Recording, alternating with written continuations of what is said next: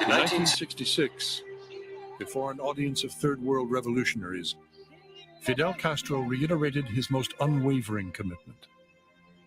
Así entendemos los revolucionarios cubanos nuestro deber internacionalista.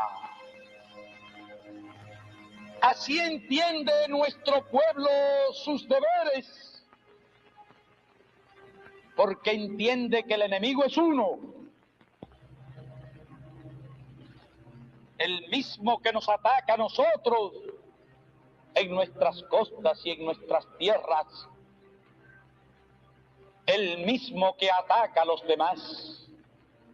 Y por eso decimos y proclamamos que con combatientes cubanos podrá contar el movimiento revolucionario en cualquier rincón de la tierra. That was engaged.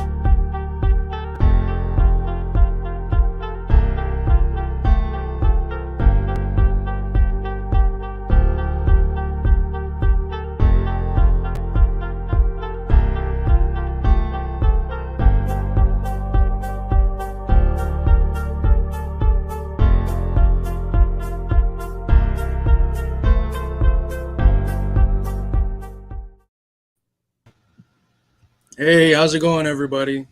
I'm joined today by Noah and Dr. Thomas Riggins, Comrade Tom.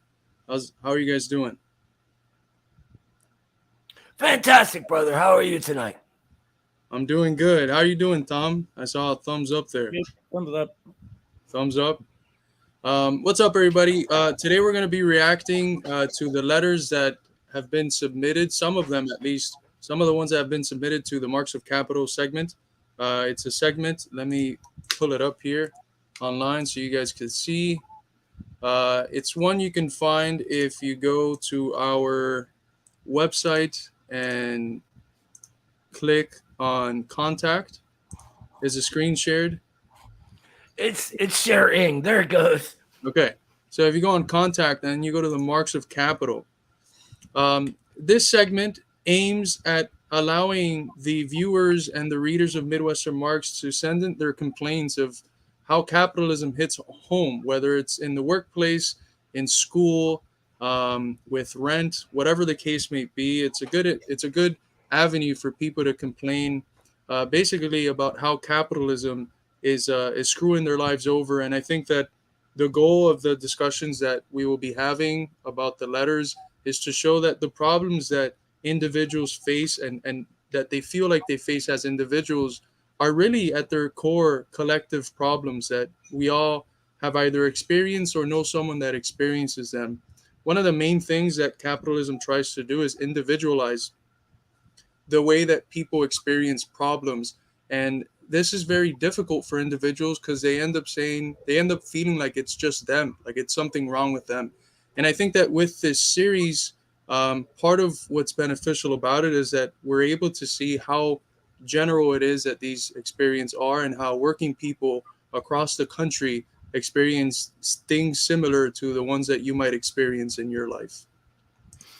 Yeah, absolutely. And look, Midwestern Marks isn't just us, it's everybody, right? And this sort of brings us closer together, shows all of us that we go through the same things. My boss made me stay late for no reason, right? Other people across the world, they get that same treatment, right? I didn't get time and a half for that either. People getting forced to work on the weekend, people getting passed over. Any complaint, really, we want to hear about it. I mean, if your landlord is screwing you over, I had a landlord screw me over once. We want to hear about it. It's a really easy form to fill out. It takes 2 seconds.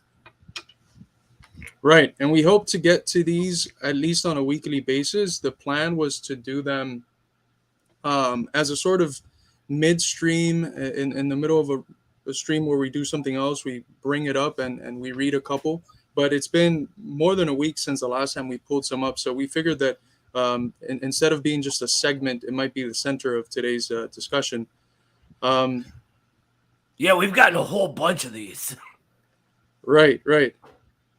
Yeah, you mentioned the landlords. I had one of the most fucked up experiences with a landlord when I was living in Dubuque. We had a mold problem that got to the point where it was so bad that when I would take off my baseball shirt and leave it in the kitchen, it would get mold in the time that I would shower. Like, it was horrific. And those like 2.5 years that we lived in that, me and my wife were constantly getting sick. We developed various illnesses in that time. And we were constantly asking the landlords to fix it. And they wouldn't do anything until I got one of the lawyers that taught at the school that I was in. She sent the paper in, and then they fixed it within a week. But guess what they did right after? The rent went up a good couple $100, which was, for someone that was paying $500, it was like a good 40% increase in the price of rent, which, as a student, of course, that's always a ton. But these experiences are shared by most people around the country, especially now.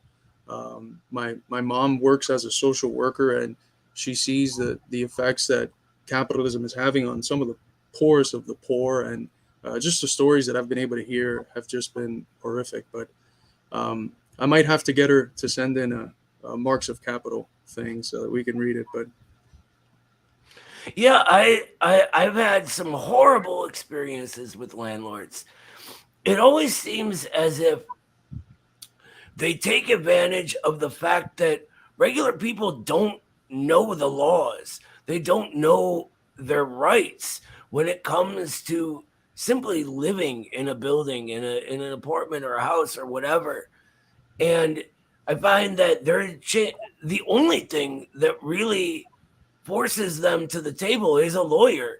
And one of the things the Communist Party has been good at historically is tenant organizing, informing people about what they're able to do, what the landlord can't get away with.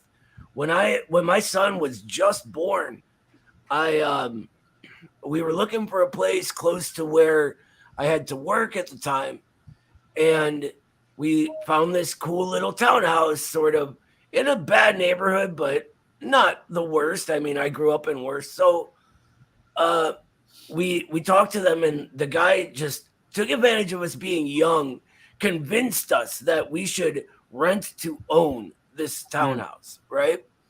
And we're all about it. We're like, yeah, that's great. We'll own this property eventually. And anyway, after about a year living there, realizing the house was basically falling apart, it needed a new roof, all new plumbing, everything.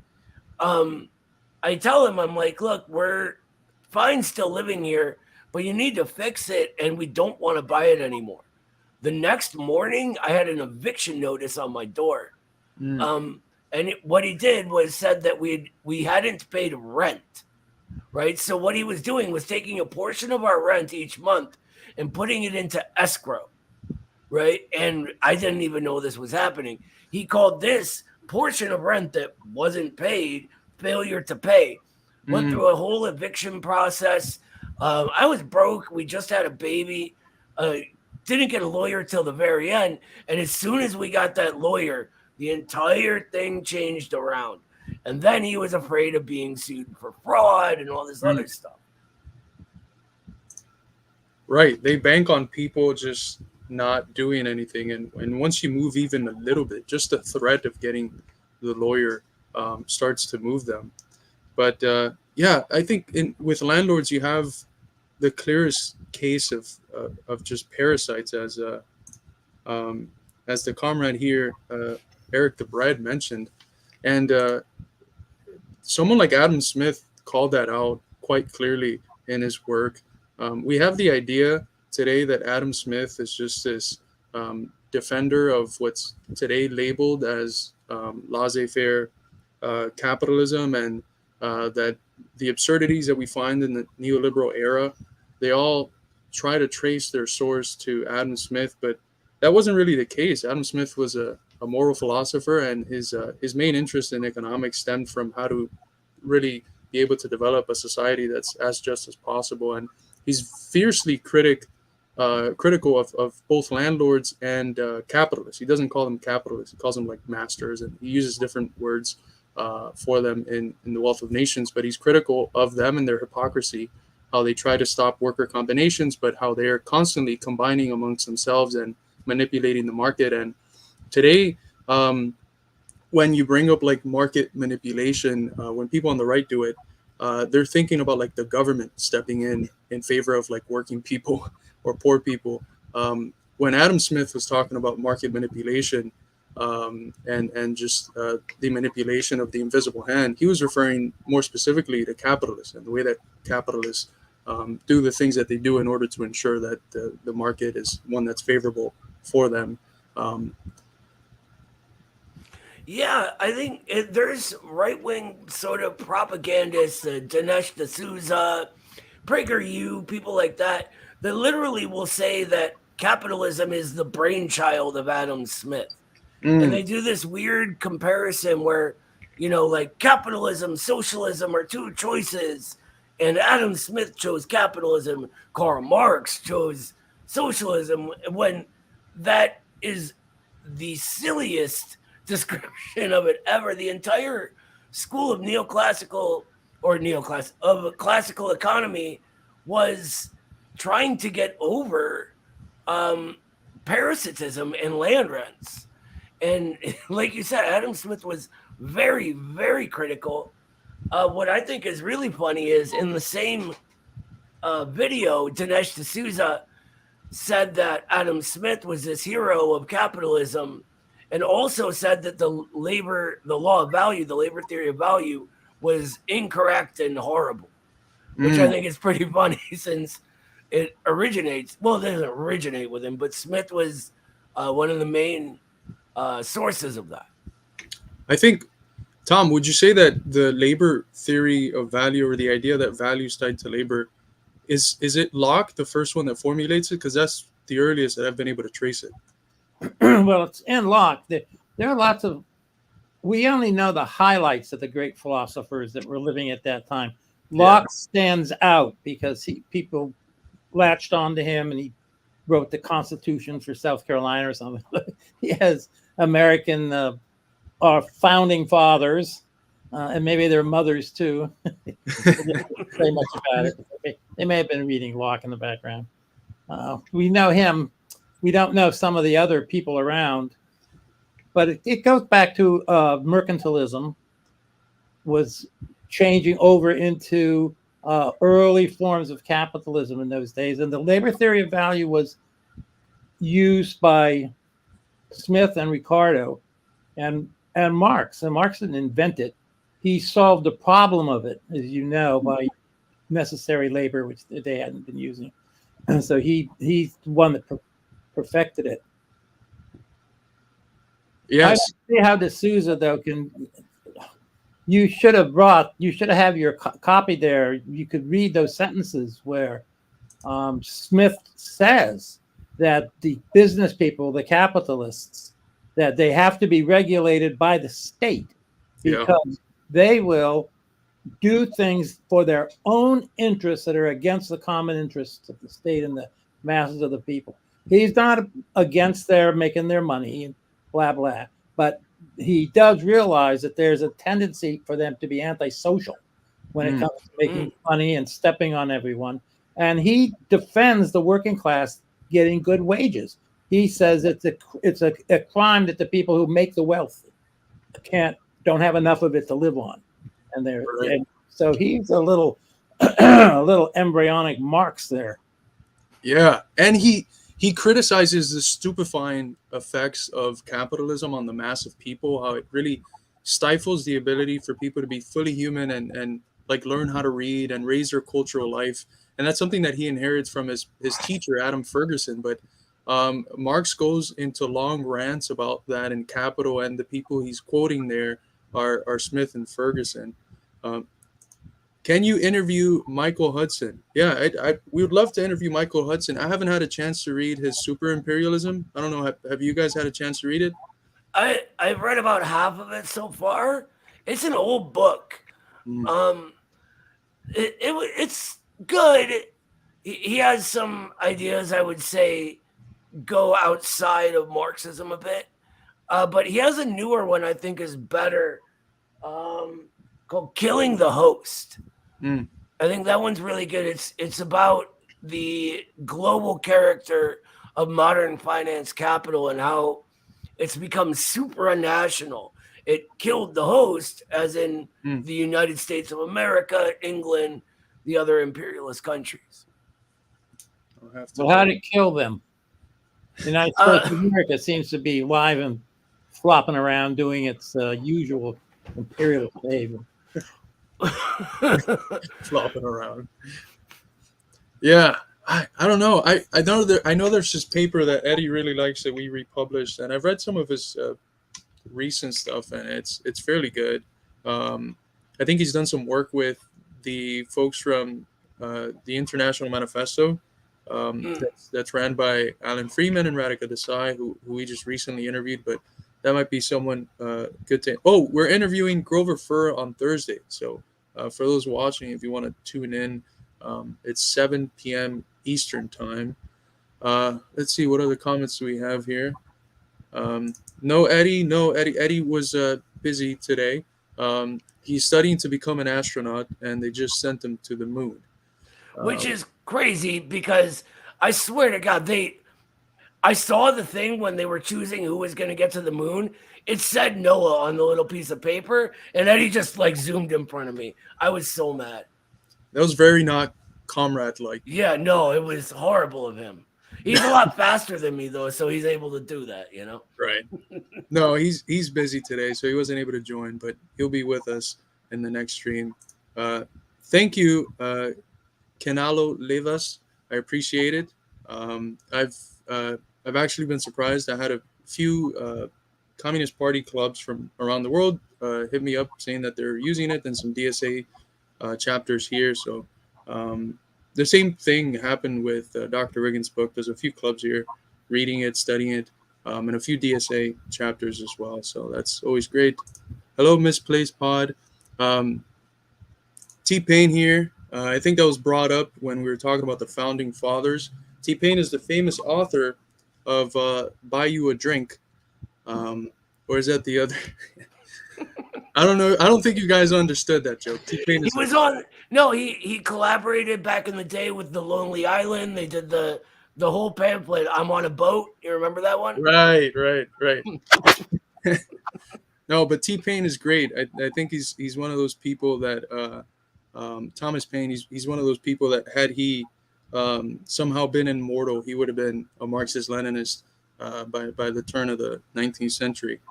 100%. Absolutely. Agrarian Justice is still a fantastic book, and it shows you the sort of progressive roots of the United States of America. There's always been a progressive current here within the Sons of Liberty, even. Tom, what do you think of Paine? Thomas Paine? Yeah, not T-Pain, not the real Thomas Paine. Yeah, well, the real Thomas Paine, please stand up.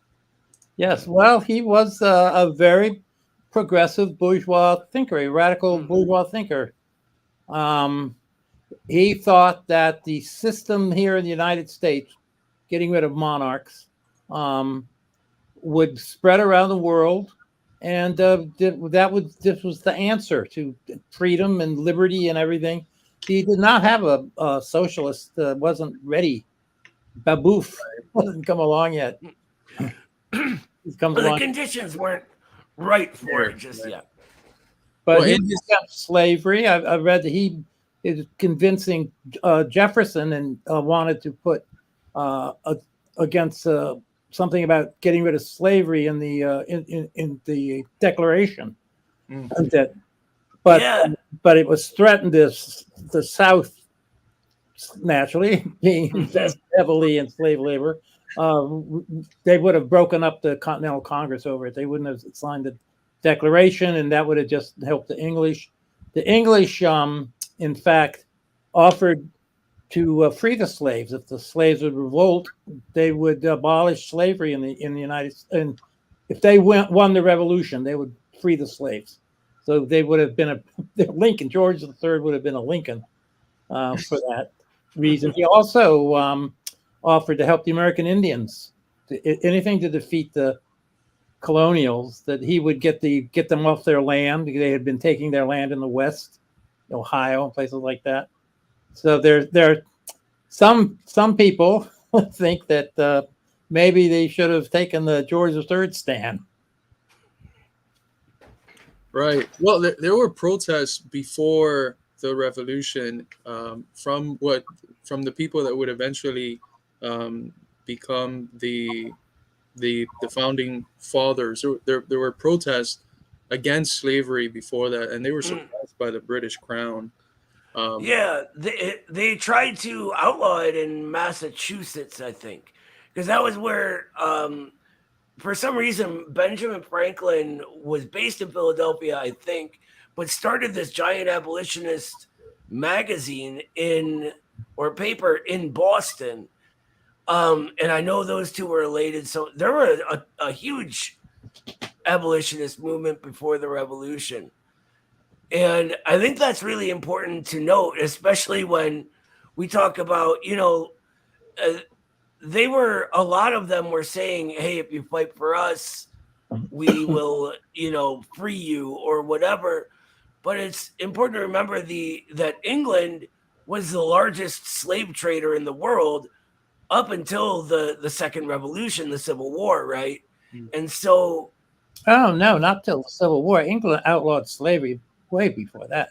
Yeah, but they were still buying and selling slaves, right? So no, there was no slavery in England, but they were not. I forget they had a big abolitionist movement in England. Yeah, definitely. Oh, yeah. In the 18th century, they outlawed slave ships in all their colonies in the 40s, I think. I don't know. The United States, have to look this our up. country prohibited bringing slaves in the early 1800s too. It was violated. They brought them in through some of these Caribbean islands. Maybe I'm getting the year they stopped doing it wrong, because I know they were the biggest slave trader at the time. Here's an interesting. In fact, I believe he was a leading abolitionist, anti-slave person in England, or at least a liberal. We would consider him progressive.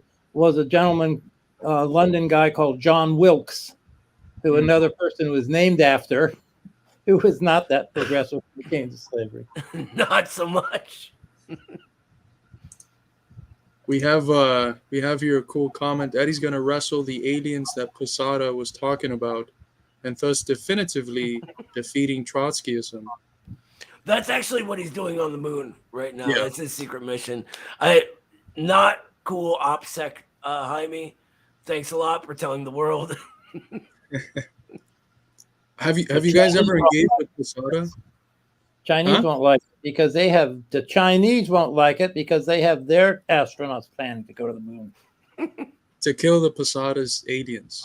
Didn't he call them his space comrades at one point? I don't know. He said a lot of wackadoo stuff. Did you ever hear about Posada, Tom? I have not heard about Posada. Spared this. Weird brand of Trotskyism about dolphins and aliens, and I remember temporary real person or yeah, and I think he was French, right?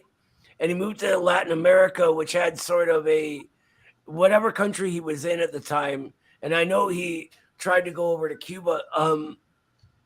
They had a really big Trotskyite movement wherever they were, and his whole thing, and I may be absolutely wrong about this, is his secondhand to me, was he believed that the Soviet space program only existed because they had met aliens, and aliens assured them that, communism was inevitable because they were space communists. And so the Soviets were going into space to do stuff with the space comrades. It's a very weird.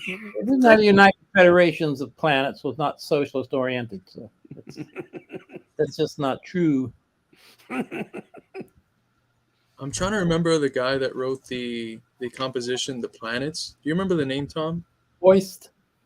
Yeah. He was a good friend of William Morris in Britain, who was one of the leading Marxist socialist figures towards the turn of the 19th century. The end of the 19th century. Yeah, towards the end. Yeah, coming. I think he died before the 20th century. I think he died in the 90s. Not sure. I haven't looked into it. Let's see. Do you guys want to start reading the letters? Let's do it, brother. Okay, let me see how I can figure this out. I have it on a Word document. Is the screen visible? Yeah. Okay. It's a little small for anybody reading on a phone or something. Or a computer. Or a computer. Does that work? That I can read that from here. I think I can make the screen bigger here as well. Okay. Does that work? Can you see it? Yep. Yes. Okay, so I can read the first one if you'd like. It's from University Worker. You can send these in anonymously if you'd like. My department is perpetually understaffed. Same here. Which means our small department, 3 people including our manager, is expected to do basically the work of 4 to 6 people. We're always behind and always getting blamed for how slowly we operate. It's basically just constant stress, waiting for the other shoe to drop. My job is apparently trying to hire another person, but what they're offering must not be competitive because they never get any applicants. So for now, it's constant sprints at work. I never get a day to slow down and review or check up on things that I have set to put aside for more important priorities. In my free time, I'm spending hours every day teaching myself HTML, CSS, Python, and a few other coding languages in the hope that I can totally abandon my current industry. I'm not in any kind of tech industry job currently, but that's where I see all the cushiest jobs. Well, what industry? What is he doing? If he's going to hire a person, is he a personnel manager or what? I have no idea what he means by my department either. But yeah, it says this person's a university worker. Yeah, university worker. I mean, even without the details, that's very common. That's right. It's messed up. No matter what it is, they expect the job to be done, even if there's not enough people to do it. Right? We have that in my job all the time. You know, I'm supposed to go handle other people's jobs as well because they refuse to sort of hire people in at a wage they can live on. Right? And I get it, they can't afford to, but we can't afford to work for less. Well, what you have a university job. There are unions out on the university campuses that are being formed, and they should. We don't have enough information. We don't know what the campus is, whether there's a union there or what state they're in, because the different states have right to work laws. And so you feel there is a labor shortage right now.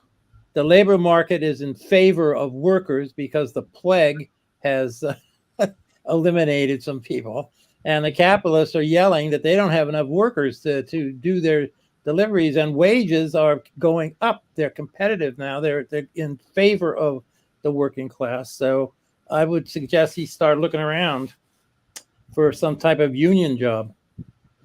Or talk to the union at that university if there is one. Yeah. Right. I think the spirit, I don't know what job this person has because it just says university worker. I don't know if it's like in a teaching department or something. But I think that the spirit that is being expressed here at the bottom, which is that I don't know if this was what the person wanted to do, and they decided that it wasn't for them, not because of the job itself, but because of the conditions that they were put in. But so many people would go and get a career and then not be able to get a job in the field that they prepared themselves in the field that they want to be in. And a lot of the times they go in and it's not the job itself, it's the whole circumstance of it that makes it unappealing, the pay. I remember when I first decided that I wanted to study philosophy in undergrad, I was at a conference and I spoke to the first philosophy professor I ever had.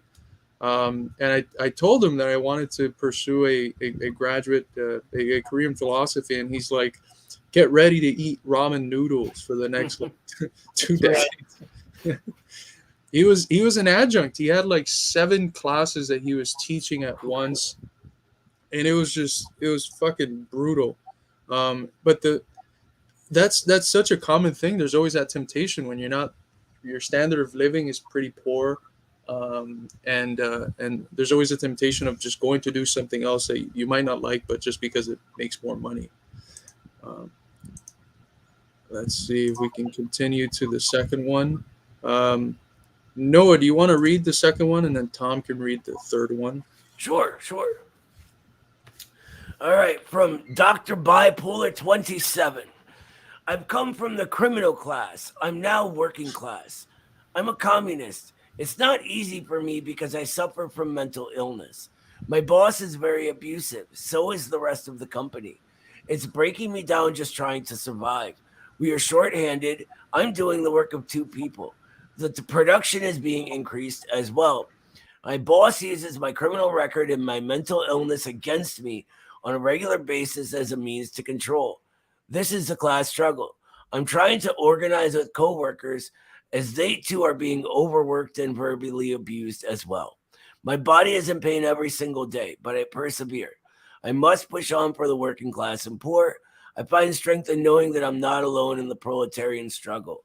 Organize, educate, agitate. Well, I don't know who you are, but we're with you. Believe me, this is common for everybody. I don't want to quibble on classes. The lumpen proletariat, we call that D-class, right? I was part of that, and it's a horrible, horrible way to live. So I'm kudos to breaking out of that and that horrible cycle and just gross social community that it forces you into being. That's fantastic. Just keep doing what you're doing. If you can organize, do it. I mean, if your coworkers feel like this too, that's a way to get it together, Also, if you're communists are people who are organized together in collectives. If you haven't sought out some people who think around the way you think, there are several organizations out there that are political organizations that are dedicated to socialism and communism. If you're anywhere near a university, they'll probably be easier to find than they are out there in the union halls, but they certainly are around. And if you find them, if you can get comrades, you'll have a real support system. Absolutely, and that's one of the things that we always stress. Like, if you read our website, the books we publish, and you watch our videos and stuff, that's excellent. But the most important thing that you should be doing is organizing in your community. Is there an echo? No. A choice, not an echo. A what? I don't think so. We want a choice, not an echo. The most important thing is that you should be organizing, right? Concretely, unionizing your workplace, doing work in the community with really whatever organization you can right now. People usually ask us, like, what should we join? And we have members in our e-board in different parties and in different organizations. And I think usually the best response is whatever, org is the most active in the area that you're organizing in. And you also don't just have to be in one place. There's people that have dual membership. There's a lot of people in the CP that I believe are also in DSA, and the same thing for other groups. So wherever there's the most activity, I would recommend to go there. I have, some ideological disagreements. Obviously, we have with DSA, but I spent 4 years organizing in DSA, and it was a wonderful learning experience, just having to talk to working people on a constant basis. And I don't think I'd be, half the person I am now without those years of organizing with an organization that, I probably wasn't too completely ideologically in line with. But either way, it was just getting to people, talking to people about politics, asking them questions about what sort of concerns do they have about their everyday living conditions and their everyday life. So I think that's really the most important thing that we have to remember, that, the stuff we do online is excellent. It's a terrain. It's an ideological terrain that, this war of positions has to be waged in. But ultimately, you need to talk to people in real life as well, and forge real organizations and real bonds with people in your community and your workplace. And that's a good segue towards what someone over here asked about the next cadre formation stream. We're debating on whether to do 3 sources and 3 components of Marxism next by Lenin, or Eddie wanted to do the 1935 CPUSA manual that he's currently using to organize the club in Dubuque. So we'll probably end up doing both. We have a 2022 manual available. The 1935 manual might be a little outdated for what we're actually up to, or I at least haven't read it yet. party leadership is up to. I haven't read it yet, so I can't comment on it. It's pretty good. There's also one on the Marxist Internet Archive from 32 and 36, I think. But the 35 one's really good, and my vote's with that one. It's brilliant. Updating that would be what I would want to do for today. Yes. Eddie has read it. Obviously, he's been using it, and he says it's very helpful. I think one of the difficulties that we find today that weren't around, even 20 years ago, was the influence of the internet, and the sort of eclecticism that can create in a lot of people's thinking. And that's why I think these manuals, although I haven't read it, like I said, so I don't want to pass judgment on it, but if it is, somewhat simplistic, if it's simplistic in a way that oscillates towards the basics, I think it's still something that is important to engage with. I always recommend that people who are just getting into Marxism, obviously before we published reading the classical text of Marxism, but I always recommend that they go to the old Soviet manuals. Not because I think they're perfect. I think they're flawed in various places. They could be mechanistic. They're not sufficiently dialectical. Sometimes they work with certain binaries that they shouldn't be, that I think Marxism overcomes. But because it's really good at laying the basis for the Marxist worldview, and that once you engage with that, if you continue developing in your reading journey, you'll be able to come to realize how it is that it's flawed in various areas. I think Stalin's Dialectical and Historical Materialism is another really good text to do that with. We know it's flawed in both the historical materialism and the dialectical materialism part, but it's a really good pedagogical tool for people just getting into it.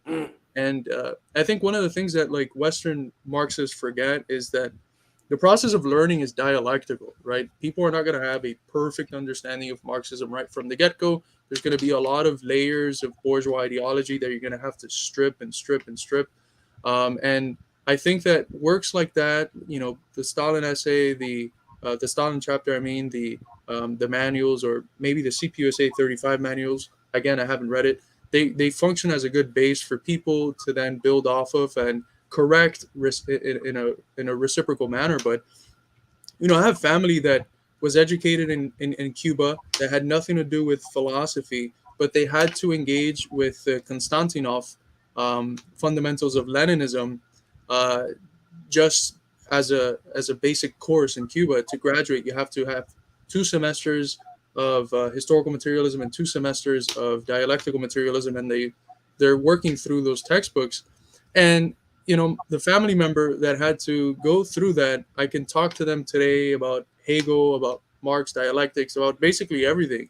And it all is sourced really in that base that they had to study that. And although it might be simplistic in certain points, it created a really good base.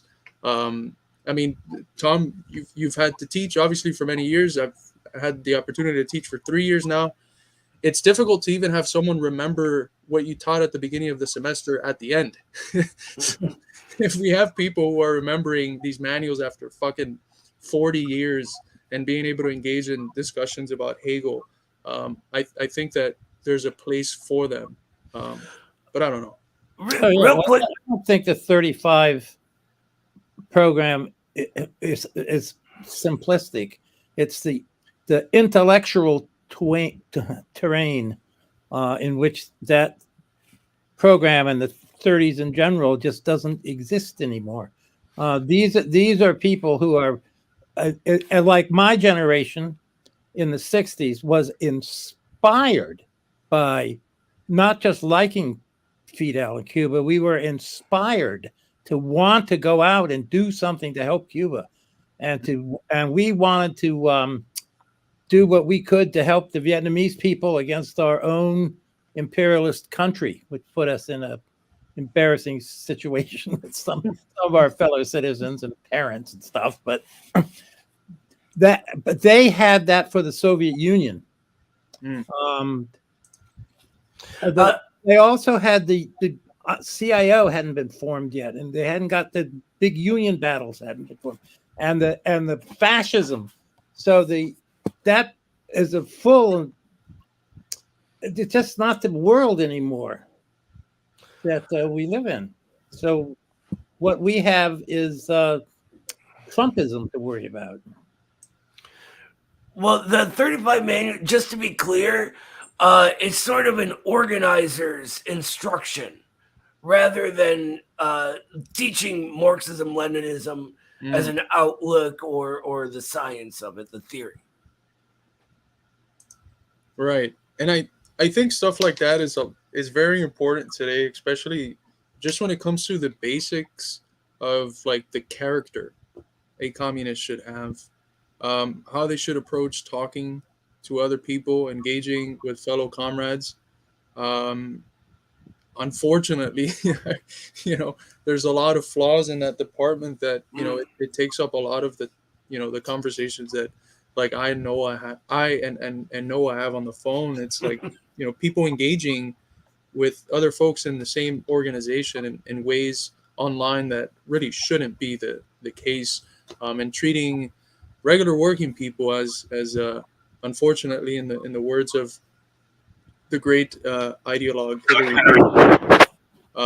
as a basket of deplorables. So I think basics, they're easy to overlook, but they present truths that have become, for some reason or another, absent in the modern struggle, even though they were presented as common sense for previous generations. I'm sorry. I was just saying, the way I look at it, I'm a carpenter. I build things. So it's like building a base for something, or a frame or a foundation, right? There's no way we can get to understanding how to conduct ourselves as communists if we don't have the foundation of the basics, right? And I think it's really one of the best things the capitalist class has done in the ideological struggle is remove that foundation from us. So people get all really like hyper focused on one issue or another and get really deep into it. But without that historical materialist foundation, everything skews off with a different foundation. So rather than coming to the correct conclusions, they're trying to address problems as best they can, but they have only bourgeois ideology to fall back on. And that's an issue, and it serves the capitalist class, and it's been designed to do that. Right, and it's as we've shown before in other segments and in interviews with uh, the work of Gabriel Rockhill, there's a whole political economy of knowledge behind this, right? What gets funded, what has access to call itself in the leading institutions, what has access to calling itself Marxism, right? If anyone listening as a graduate student or an undergraduate student, if you go to a philosophy department or a sociology department and you say, I am a Marxist, I want to learn about Marxism, they're going to say, here's the Frankfurt School. Uh, Well, you wouldn't go to your people and say, "I am a Marxist. I want to learn about it." That's not a. That's right, not a. right. Very, You could say, who can I work with? I'm a Marxist. Or if you want to learn, you say, I want to learn Marxism, right? But the point is that they'll take you to these deviations that, as Rockhill has shown, have been funded by capitalist foundations, by the State Department, and it's not to like sound conspiratorial, but you have to ask yourself if the Marxism that they continue to tell you is the Marxism, the only one that's not dogmatic or mechanistic or vulgar or blah blah, insert any adjective that they add, if that Marxism is the one that is being funded by the imperialist state departments and by the major capitalist foundations, you have to ask yourself not just about the validity of that Marxism, but the validity of the Marxism that they tell you shouldn't read, right? It's okay in academia even to read Marx, right? There's seminars in various graduate schools about Marx, and obviously Marx is our foundation, but try to get Engels or Lenin in there. Good try. You won't. There's no teaching of Engels. There's no teaching of Lenin. There's no teaching of any 20th century revolutionary who kind of actually did something, right? It's all the New Left and the Frankfurt School, and that's not to say that you shouldn't read them. I've read them. A lot of them are fun to read, but we have to know where they come from. Huh? they give you Gramsci. You can get Gramsci in our schools. You can get a lot of distortions of what Gramsci really is too. That too, right? Because he's used now. They use a lot of his concepts for post-colonial studies, and it's very unfortunate because Gramsci was a Marxist-Leninist, and he was, I think the best kind of Marxist-Leninist, the type that's not mechanistic, dogmatic, and just takes conclusions from one epoch and just pastes it on another completely different context. He was a creative Marxist-Leninist thinker, and he's been reduced in academia to this anti-Marxism Leninism figure, or this figure that is being used effectively to reject the socialist projects that not only he accepted and praised and learned from, but the socialist projects that he would have probably praised even more because they were able to develop perhaps better than the one that he was able to see, and that's always so infuriating as someone within academia when I see that happening. But okay, do we want to get back to the? Well, one last point on that 35 thing. If it's organizing, that's probably good for it because the Amazon union that's formed is using organizational works by William C. Foster, which comes from that era. And one of their major organizers here in New York, even in the mainstream press, was quoted as saying that they were using William C. Foster's works to organize the union people. So that organizational work doesn't really change so much. Yeah, they used a steel strike, or was it that? I thought it was a unionism. Yeah, it's this one. I just picked up a crisp copy from International Publishers. Go check it out. I think they just recently brought it back. I don't know when it was that they brought it back. I heard about the book through an interview that Chris Townsend. I don't know if you know who that is, but that's an old school salter. He goes into work. I think he's retired already, but he goes into workplaces and just tries to organize workers. and he was recommending it on the Coming from Left Field podcast with Pat Cummings and Greg Goddles. And he said that it was extremely influential when he was a young person in SDS. He read that book, and it was influential in his development towards communism and in his the way to approach workplace organizing. And he tells this interesting story that it was out of print for international publishers, and he sent them something along the lines of like $800 just to like get it back in print, because he kept on like just printing it out physically at like his local library in order to give it to coworkers. And then after that, they brought it back to print. So I don't know how recent it is that they brought that back, but I haven't had a chance Tell to them who Foster was. Huh? You should tell them who Foster was, the audience. Many of the people listening don't know who William Z. Foster was. You should explain who he was, why it's important why that book's important. Well, Foster was one of the early leaders of the Communist Party USA. He began leading the Great Steel Strike of 1919. And if you're not familiar with the history, people back then said you could not organize steel. It was unskilled, right? And it was too big and too many. Anyway, Foster said, fuck that. I'm sorry to swear. And this steel strike, which eventually ended up not getting everything they needed, was really influential for him, because at the time he was sort of learning about syndicalism and trade unionism. And with the steel strike, he ran up against the Profintern, which was the Communist International's arm for trade unions, right? And ended up meeting Lenin and getting into Marxism-Leninism from there. And I believe it was Earl Browder. I could be wrong about that. Actually, it sponsored him to join the Communist Party all through the Profintern. And he's a legend in American labor. Since then, he was the Communist Party candidate for president. He was the chairman of the, I believe it was still called the National Board back then, for decades. Actually, at one point, Browder was trying to dissolve the party in this sort of liquidationist movement that was happening at the time.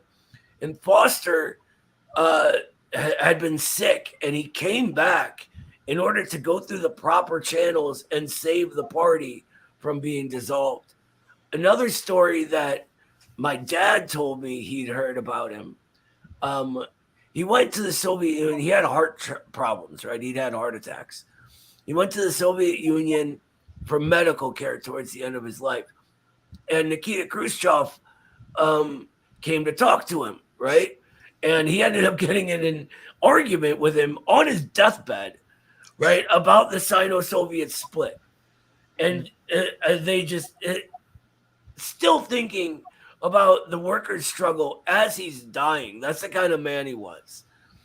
I don't know if it's true or not, but apparently Khrushchev stormed out of there and was not a big fan after that. I've read a bunch of his books. He has a couple great ones. History of the Three Internationals is one of my favorite Marxist texts of all time. It is a fantastic view of everything leading up to the creation of the Comintern. I actually wrote a paper that's a really good introduction for Marxism based on one of the things in the first part of that book. He's got another one called Towards Soviet America that's also fantastic. What else did he do? Outline Political History of the Americas is really good. Yeah, there you go. Yes, Is that enough? Of the Negro movement in the United States, too. That's right. He was a big part of putting together the Black Belt thesis. And that was basically, at the time, the Black community was all in one central location in the South, basically. So the Marxist analysis of the day was this was forming itself into a nation. And so independence and self-determination for this nation would be the Marxist analysis and outcome of that. What else? Oh, he was also one of the people that created the idea of the anti-monopoly coalition, which is still central to the creation of socialism and the worker struggle here in 2020. I linked to the chat Noah's essay, The Science of Society, Major Principles of Marxism, which goes through that book he mentioned from William Z. Foster, History of the Three Internationals, and some of the basics in it. So check that out if you have a chance. Tom, did you want to add anything about Foster? No, I think we covered Foster. Okay, let's go back to reading these submissions window. Okay. He was a hero of my dad's, so he was kind of a hero of mine. Nice. He I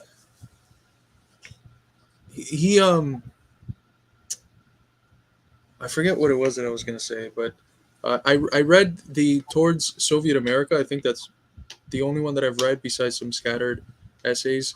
And it is truly a fantastic text, and it's written in a style that everyone should be able to read it. And it really depicts the objective conditions post Depression America, or I think it was written right around the Depression, and the conditions were just horrific. But I remember that during the sort of short recession that we had in the first year of the pandemic, which was when I read the book, I was comparing some of the statistics that he brings up there in terms of the conditions of the working class to the ones that we were seeing in the U.S. at the time, and they were quite close. In some areas, the situation was worse. In other areas, when the situation was better, but I mean, we had a moment where there was around 40 million people, besides the ones that were already unemployed, 40 million people unemployed. And I was comparing those statistics, and I was like, shit, if there's been objectively revolutionary conditions, we're getting pretty near there at least. But Tom, I think this one was yours. Do you want to? You can do it. Okay. Noah, do you want to read? Yeah, that's fine. Can you shrink it down a little bit? Shrink it? Yeah, so I can read it all at what? Yeah. Okay. Perfect. So it's from Joe Paradise, not Joe Pesci, recently passed. R.I.P. Joe Paradise is a great name, by the way. It sounds is. like a classic rock singer, like like Eddie Money and Joe Paradise are together. Which, Right. by the way, Eddie Money flies coach, which I think is hilarious. A friend of mine was on a flight with him once, and he was actually in this like really obscure power pop band that my friend and I were into, called The Nerves, right? And my friend Derek, he's like, "Oh man, you're Eddie Money," and he like puts a song on and like puts his earbud out and turns the volume up so he can hear it. And Eddie Money just looks at him like he's the scum of the earth. He's like, ugh, like how could you bring on my band for when I'm a teenager? But then he sat next to him the whole flight in coach. Anyway, Joe Paradise says, my last employer was a small company that prided itself on being lean and mean. In other words, they ran a permanent skeleton crew with not enough staff to handle the amount of work required, especially in the creative department where I worked as a packaging designer. The packaging designer, actually. One creative director, 2 art directors, and me.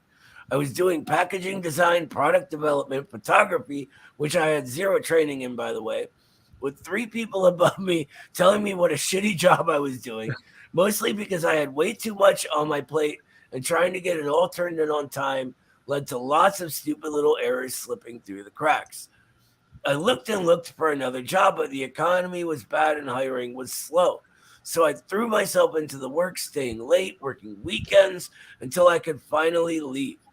The long hours and constant stress took a massive toll on my health, culminating in the complete loss of thyroid function. Jesus.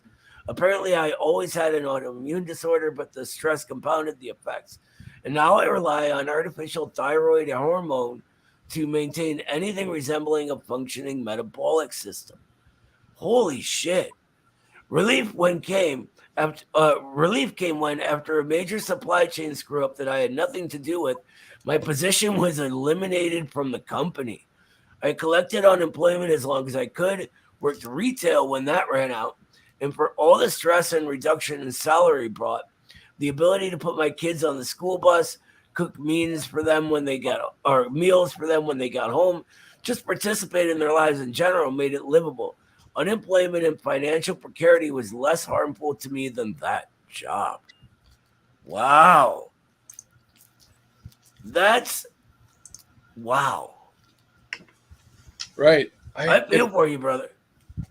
It brought up it brought to mind Engels's first book, which he wrote when he was 24, The Conditions of the Working Class in England, right? Because one of the things that book does really good is show how it is that the social relations that exist in a society can produce disease, right? He shows the horrific condition of the proletariat at the time. A lot of people were living in the shanty houses with like just poop outside and stuff, and obviously no proper plumbing or anything like that. So one of the one second.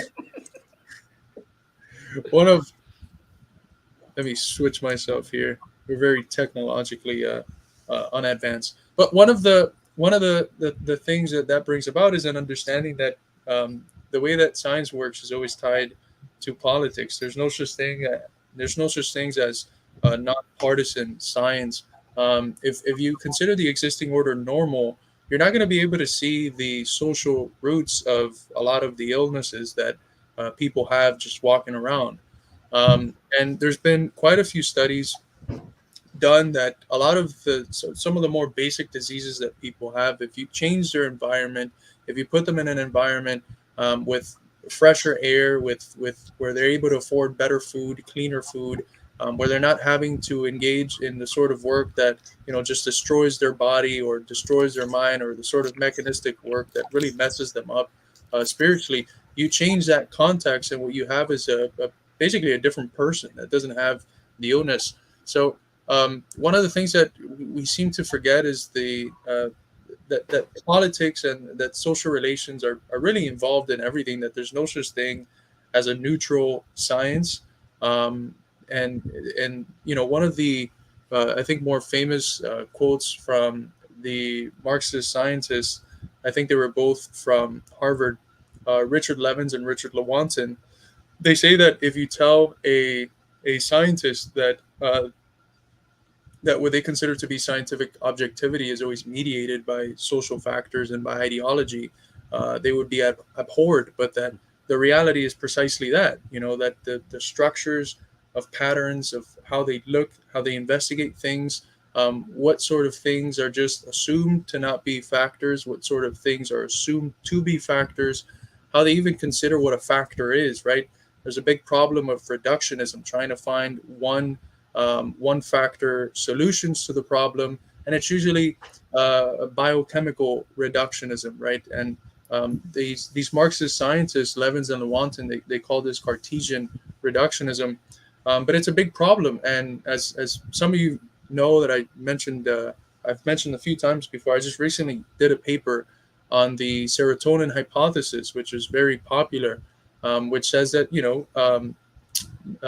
depression is just a result of chemical imbalances in the brain, and it's more specifically the imbalance of serotonin levels.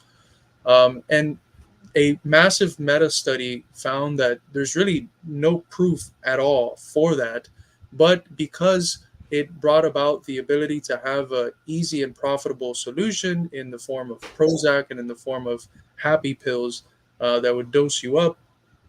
It was all the studies that had been done over the ages saying that there was no proof for that were really ignored, and there was this big schism between what the science said and what marketing was able to freely do without any responsibility to holding itself accountable to the latest developments in the sciences. So one of the things that this study that was headed by Joanne Moncrief did was basically take everything and provide this really comprehensive analysis. And it showed that if you want to understand something like depression, which affects around 35% of adults in the US, you have to look at factors beyond just chemical imbalances. That you have to look at the society and the environment that people are in and how that affects people's mental states and their mental health.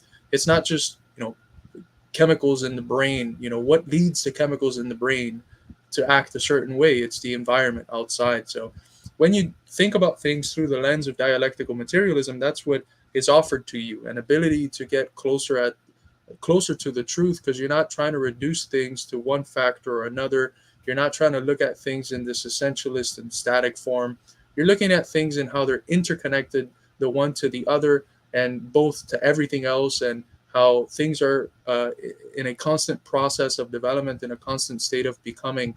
And that is really where I think a lot of the sciences are heading now, and into thinking about things in a more procedural and dialectical manner than before. So I would recommend a project that I've mentioned a few times before, Science for the People. It's a group of scientists that they're all Marxists, and they are constantly talking about how recent developments in the sciences pretty much prove a lot of the statements that have been claimed to reflect the ontological condition of reality by Marxism in the past.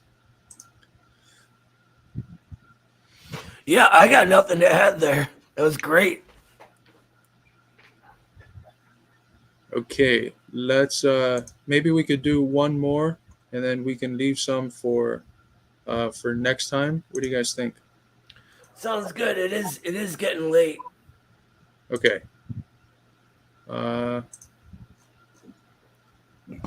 I can read that one. It's a short one. Yes. Okay. Can you make it big again? I got you. Big in it. Big in it. Okay. 2012. Convinced at 17 by a high school guidance counselor to go to culinary school and start making $60,000 a year after graduation. The only year I made $30,000 was the one I worked 2 full-time jobs. 10-year career from dishwashing to fine dining with nothing to show save for nutritional deficiency, damaged joints, and psych problems. COVID spurred my exit, and sometimes it still feels like I'm trying to catch up on lost sleep. Salutations to those who feel trapped by the industry. Can I butt in on this one real quick? Go ahead. Working in a restaurant is the lowest pay and the highest stress job I've ever experienced in my life. You get treated like garbage. Everything is high stress. Everybody's screaming and yelling at each other. And it doesn't pay enough. The owners make such a high percentage when they're making money, and otherwise they're going out of business. So there's no middle road with restaurants. And I managed a kitchen in a restaurant for 2 years. Worst, like on par with when I was on drugs. That's how stressful it was. And I was on drugs at the time. By the way, I'm 15 years clean now. I'm not some kind of drug addict. Just so you guys know. But yeah, I feel for this Gage person. I get it. So glad you got out. I hope you have a better job now that you can at least live on, because that low pay is for real. And I can't believe he went to school for it, for Christ's sake, and still nothing. Right, and it ties well to the last one, because some of the main things that he mentions at the end are the problems that he has, the health problems that it left him with, right? The only thing that I have to show for it is nutritional deficiency, damaged joints, and psych problems. And that's a level of where capitalism hits home that's not usually talked about, right? It's not just that, you're overworked and underpaid, but it's the sort of physical, psychological, if you're into the spiritual realm, spiritual effects that the political economy that we live under has on the vast majority of people. I think we've gone through like 4 or 5 now, and almost everyone. One of the things that they mention is that the health problems that have been brought about by the exploitative jobs and conditions that they live in. I had recently the opportunity to talk to a childhood friend who works in the plumbing industry, and when I was talking to him, he was telling me how much he enjoyed his job, um, the actual things that he does. He was talking to me through the process of plumbing, and how it's helped him like see the world differently when he goes into a building, when he like goes into a bathroom, when he does these sorts of things, he's able to like see it in a whole different light than someone who's never had to do plumbing, than he saw it before he ever did plumbing. Um, but then he was constantly complaining about the relation. So I asked him, what do you feel is the worst thing about your job, the actual thing you do or the conditions? And he's like, oh, it's the conditions, right? The conditions are horrible. The thing I do, I actually enjoy. And if I could do what I do under different conditions, that would be, the ideal, right? And I think that's the condition of that most people are in, right? A lot of people have developed this like anti-work attitude. I think there's like a Reddit thing that was quite popular that was anti-work. So You know, weird. it's very weird because in Marxism we see work as a way for humans to creatively express themselves and to take what's there in nature and to do so and to in a social manner imbue nature with the subjectivity that we have through this process of objectification, to objectify creatively once into nature through the objects that we make. And it's not work a lot of the times, not to say that there isn't the sorts of jobs that I don't think anyone would want to do, but it's a lot of the times it's not work, it's the conditions that we're forced to do it under because of the existing order that we live in that really makes it unbearable, so, and that's someone mentioned above alienation. That's precisely what it is, right? You have you're able to have this connection to the thing that you make, and under the existing conditions that we live in, that connection that would have existed if we wouldn't have been in class society is torn asunder, and your object becomes your enemy. It becomes something that enriches the person that has created the conditions for that object to become your enemy. It's torn asunder from you, and it looks at you as something other, as something that's not yourself, as an enemy. And that's a dimension of capitalism that really it's embedded in the general structure of exploitation and oppression, but it hits at a more human level. It's something that people take after their job is done, and that they continue to think through as they're watching TV or doing whatever. That was really really eloquent, Carlos. I mean that's so like look at all us, right?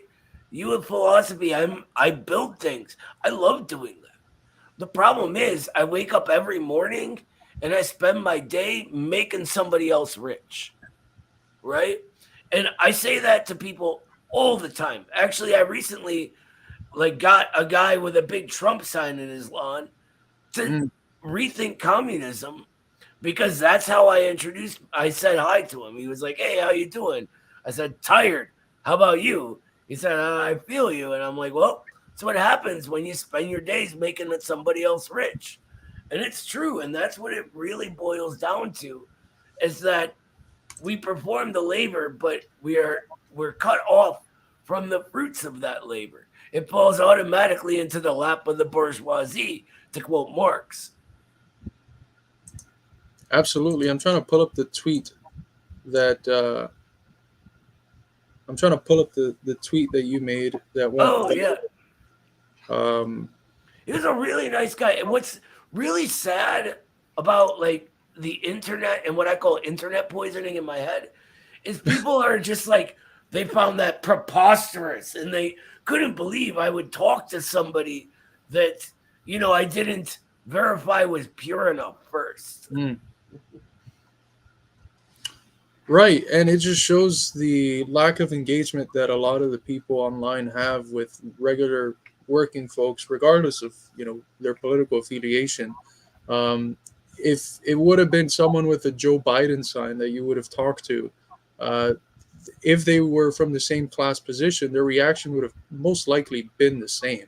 Definitely. Is what determines whether someone is going to listen to the message of socialism is not necessarily their ideological position currently, but it's their class position, what their material interest entails that they should support. And if you can get at what it is that people are feeling on an everyday basis that is bothering them, what makes part of their life unenjoyable, and use that to orient them towards socialism, you're going to win. And what's required there is just talking to working people, organizing the working class, not organizing like based on ideologies, organized based on class, not ideologies. Right. We're not going, hey, you liberals, or hey, you conservatives. We're going, hey, you working class people. I'm trying. So you were actually consistent with the daily reminders for Henry Winston. I'm looking at that now as I'm scrolling, trying to find. That's what I do. Everybody says daily reminder or something. When I say daily reminder, I mean daily reminder. Right. Which right now I'm reminding everyone to read Henry Winston. I am actually reading him right now as well. But let me pull up the tweets.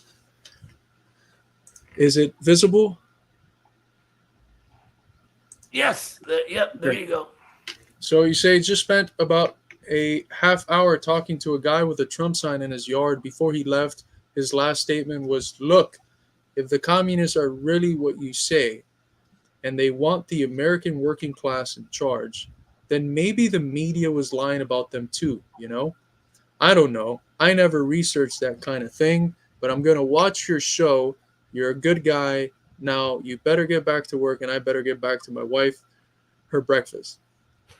So you say there was people that were, I looked through the quoted retweets. People were saying that it was bullshit, as if you like found a fucking dinosaur or something in your backyard.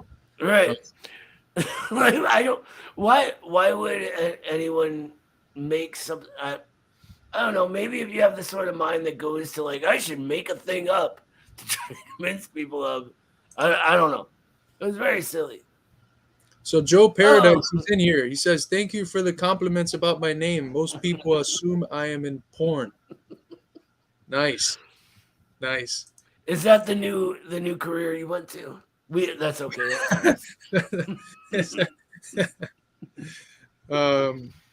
Misplaced says Noah's way is correct way to get different political. Yeah, it's just talk about the, I think the Socratic method is quite effective. Just ask people what's going on.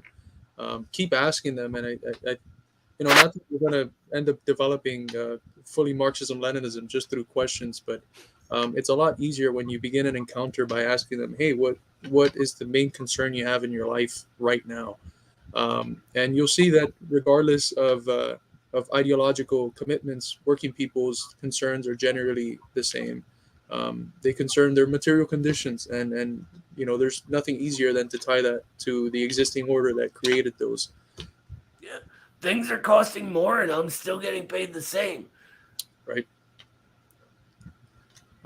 So any last things that you guys wanted to bring up? We just published an article from Tom that was quite good concerning the question of the inevitability of Marxism. Would you like to say a couple things about that piece, Tom? No, I think I encourage people to read it. That's on my text to speech for work tomorrow. I'm excited. You bring up Messarios. I haven't had a chance to read him, but what do you think of his work? Well, who's the picture you put on there? Was that? That's him, yeah. I think he was a bit older there. I'm hoping that's I him. met him and talked to him about Beyond Capital, but I couldn't remember what he looked like, so I didn't recognize the picture. When you Back in the 80s. you talked to him in the 80s? Yeah. How was that? It's interesting. What can I tell you? But what was the, And I was asking him if he thought Lukács was still relevant, and he said yes, we should still be. He was criticizing a lot of Lukács, but he really is a Lukácian. So Lukács is a Hungarian Marxist philosopher who survived Stalinism by writing histories of literature in the 18th century, which made him like, oh, I don't care what he has to say about anything. And he survived that, and he got back. He was twice, I think, he was Minister of Culture in Hungary. He was Minister of Culture in the Bela Kun government in 1919, the first communist government in Hungary. It only lasted about 6 months, and they were thrown out by, I think, Czech and French troops when he came in there to get them out. They went over to Moscow, and he was, again, under the Hungarian government that Khrushchev went in and threw out. During the Hungarian uprising, they took refuge, I think, in the Yugoslav embassy. All of them in that government ended up getting shot afterwards, except for Lukács, who would have been shot, except that Jean-Paul Sartre and the Western European intellectuals who were very much anti-American and supported the Soviet Union, basically, said that if they shot Lukács, they were going to lose the intellectuals in Europe. So he ended up getting back in the Communist Party and teaching at university until a ripe old age. But anybody who's been studying Marxism is familiar with him and his book, History and Class Consciousness, which came out in the 1920s, and it caused a big. It was the book of the day, and everybody discussed it for years and years. But he made errors in it that the Soviets didn't like, which he later corrected, and then corrected the corrections. So it's an interesting person to study. He has some very advanced ideas. And Keres was this other Hungarian guy, was his student when he was very young. I think he's 18 when he left Hungary. He left Hungary during the time of the revolution. So he had him maybe just for a few years. But his book is Beyond Capital. It's a big discussion. Lukács is almost on every page. And so he told me he's still relevant. It's funny. I've only read the one thing from Lukács, but everybody I know who likes Lukács talks about Lukács constantly. It's like no other theorist matters. And so this book basically going to Lukács like on every page makes sense to me. Well, I wouldn't say every page, but it's full of quotes from Lukács and his general philosophy. He was a Hegelian type, interested in Hegelian Marxism. He wrote a great book on the young Hegel. Anybody at Lukács's Young Hegel, you'll really enjoy it. Yeah, he's got that 3-part series. I think, is it 3 or 4? The 4th they didn't translate because nobody reads that philosopher anymore. In English in English there's 3, and I think they have like a green cover, and they're his treatise on ontology. He's got one on Hegel, one on Marx, and I think one on Praxis. Yeah, I can't remember. I think the other one was Hartmann. Hartmann or another guy who was very big in the late 19th century that has dropped into oblivion. They ask if by Hegelian type, does this mean Zizek? Like anti-communist, you mean? Anti-Hegelian as well. Yeah, Zizek is. I think he's entertaining to watch, man. He's fun to watch. Very entertaining, you know. Right. He got this nose problem. He's always playing with his nose. constantly playing with his nose and saying, just You know, like more than I say. bag of Literally. bananas. Yeah. Oh, cougar Bag of bananas. bananas. Everyone. I watched this whole debate with Jordan Peterson on Marxism, and like I was like, when is the Marxism gonna come? I want to hear them discuss Marxism, and it never happened. I was bummed. Well, the only good thing from that was that Peterson has this idea of like postmodern Marxism, and he was like, "Who the hell are you talking about?" Right? I mean, that doesn't exist. Well, Zizek is a post. He's classified as a post-Marxist. right. Yeah. But what he was saying to Peterson was, who are all these Marxists you're talking about in the academy? I don't know them. I've never heard of them. Because what he's talking about is postmodern thought and probably accidentally thinking it's the same as Marxism, Leninism. Right. It is. There's a half truth to that concept of postmodern Marxism, which is that what in the academy passes as Marxist is postmodernist. And I think that's the half truth, but the half lie is that it's not actually Marxist. But yeah, you had sent a letter to Lukács after getting your master's, right, Tom? Do you want to tell that story real quick? No. No? Okay. It's for the biography that we'll publish. All right. Well, it was great talking to you guys. We should do this again this week and finish up the letters that we got in. So, yeah. Any last comments before we go? Keep the letters coming. Yes. We read all of them, even if we don't get to them on the air yet. And we're with every last one of you. Absolutely. All right, comrades, take care. Have a good night, and thank you all for watching.